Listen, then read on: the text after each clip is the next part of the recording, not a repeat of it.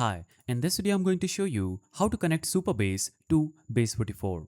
So, in order to do this, first of all, before you begin, have a Supabase project created. Use Base44 on a builder plan or higher, and in Base44, go to dashboard, choose secrets and prepare to store your Supabase keys securely. Now, step 1 is gathering Supabase credential. So log into your Supabase, then navigate to your project and click settings. Then choose API. Copy the Supabase URL, Supabase anon key and optionally Supabase service role key. In Base44, open secrets and add each credentials like Supabase URL and Supabase anon key. Now, step 2 is setting up a backend function in Base44.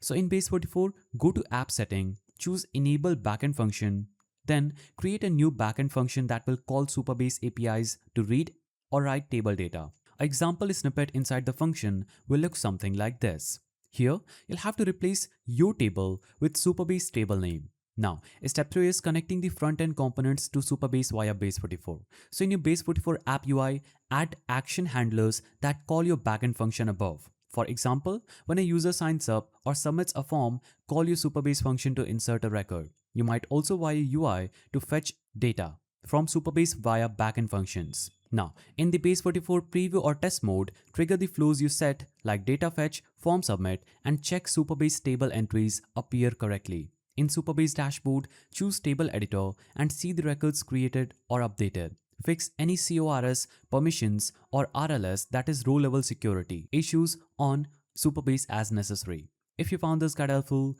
please don't forget to give it a thumbs up and thanks for watching.